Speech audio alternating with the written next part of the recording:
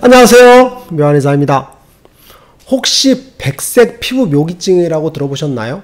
백색 피부 묘기증, 백색 피부 그림증이라고 하는 건데 아토피 피부염에서 굉장히 중요한 사인이라고 볼 수 있어요. 오늘 이 시간에는 백색 피부 묘기증에 대해서 한번 알아보겠습니다.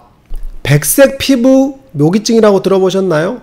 정확한 명칭은 백색 피부 그림증인데 이제 뭐 백색 비강진 혹은 백색 피부 묘기증이라고 보통 통칭한다고 보시면 될 것 같은데, 이 증상이 뭐냐면 우리가 정상적인 피부 조직을 긁게 되죠. 손톱이나 이런 걸로 긁게 되면 어떻게 돼요? 피부가 빨개지죠. 그리고 부풀게 되겠죠.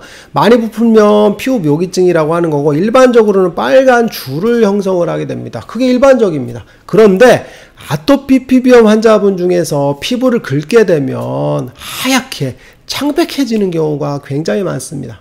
그걸 바로 백색 피부 묘기증이라고 하는 건데, 이게 굉장히 중요한 증상입니다.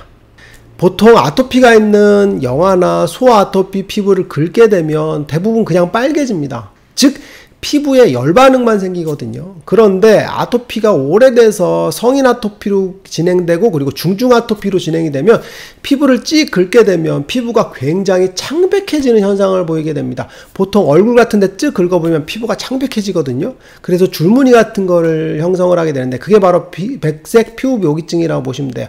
근데 이게 왜 중요하냐면 백색 피부 묘기증이라는 건 혈관 자체가 혈류순환이 안 되는 상태를 이야기하거든요. 그래서 예전에도 얘기했지만 소아토피나 영아토피는 기본적으로 아토피가 아니라 단순 태열이나 단순 습진인 경우가 대부분이라겠죠.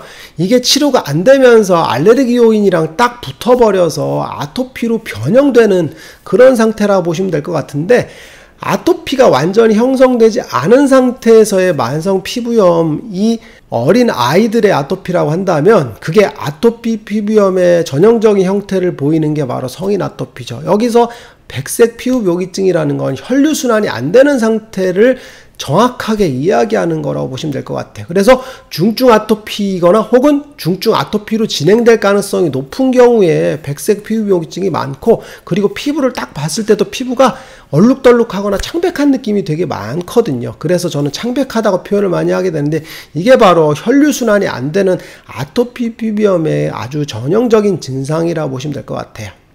백색 피부 묘기증에 대한 연구는 1982년 스탬프랑 스타버그라는 그런 의학자가 연구한 논문이 있는데, 여기에서 보면 백색 피부 묘기증 자체가 이제 발생하고 그거를 혈류순환 속도를 측정했거든요. 그랬더니 혈류순환이 굉장히 속도가 현저하게 떨어진 걸 확인했어요. 그래서 아토피 피부염 증세 중에서 혈류순환이 떨어지는, 혈액순환 속도가 늦어지는 현상을 백색 피부 묘기증이라고 기술하고 있어요.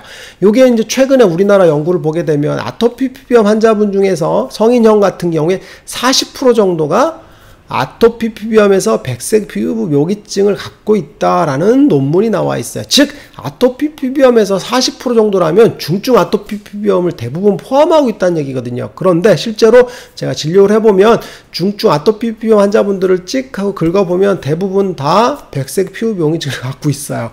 긁으면 당연히 빨개질 거라고 하시거든. 근데 제가 한번 긁어볼게요. 그래 긁어보면 피부가 창백한 걸 보고서 한번 하죠. 왜 그러냐면 기본적으로 피부를 긁으면 붉어진다라는 걸 다 알고 계시거든. 근데 문제는 긁으면 창백해지는 상태를 보이게 되겠죠. 그럼 백색 피부 묘기증이 생기는 이유는 뭐냐면 아까 얘기했던 것처럼 혈류순환 장애가 발생했다는 얘기입니다. 피부 자체, 피부 표피에 있는 혈관, 모세혈관에서 혈류순환이 안 되도록 하는 정체 상태가 된다는 얘기입니다. 즉 아토피 피부염에서 전체적으로 피부염이 회복되지 않는 거에서 혈류 공급이 안 된다라는 가장 핵심적인 이야기가 되는 거죠. 아토피 피부염에서 가장 중요한 핵심적인 힌트가 되는 게 뭐냐면 세 가지가 있는데, 그 중에 하나가 첫 번째가 오한입니다. 오한. 중증 아토피 피부염 환자분들 같은 경우는 막 건장한 체격의 남자분들도 여름에 오셨어도 덜덜 떨어요. 덜덜덜 떱니다. 진짜 떱니다. 하면서 오한, 그죠? 감기 걸린 것처럼 덜덜 떨게 되는데 이게 오한 반응이거든요. 근데 체격이 막 튼튼한데도 불구하고 덜덜 떨어요. 근데 감기 걸린 것도 아닙니다. 근데 덜덜 떱니다. 이게 뭐냐면 우리가 흔히 오한이라는 반응이 생기는 건 뭐냐면 우리가 감기 걸렸을 때 체온을 상승시켜 달라는 우리 몸의 사인이거든요. 그죠?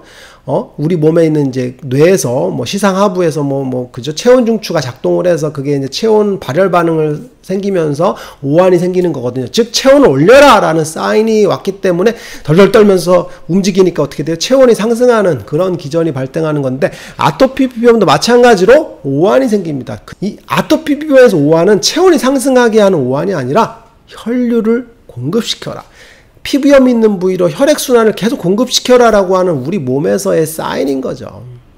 그리고 두 번째는 아토피 피부염이 심한 경우는 땀이 안 납니다. 땀이 무한입니다. 무한. 땀이 안 납니다. 웬만큼 움직여서도 땀 한 방울이 안 납니다.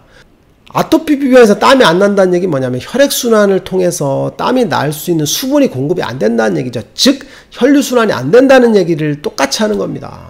그리고 세 번째 반응이 뭐냐면 백색 피부 묘기증이거든요. 창백해진다, 허혈 상태가 되는 겁니다. 즉 피부염을 치료하기 위해서 혈액이 공급이 돼야 되는데 혈액 공급이 안 되니까 어떻게 되겠어요? 모세의 기적처럼 쫙 갈라지죠. 즉 피부염을 재생할 수 있는 물질들이 공급이 안 되는 상태가 되죠. 그래서 아토피 피부염은 정체와 혈류순환이 안 되는 그런 문제가 생기게 되는데, 그 대표적인 증상이 오한, 그 다음에 무한, 그 다음에 백색 피부 묘기증인데 공통적으로 다 혈류순환 장애라는 그런 문제를 갖고 있습니다.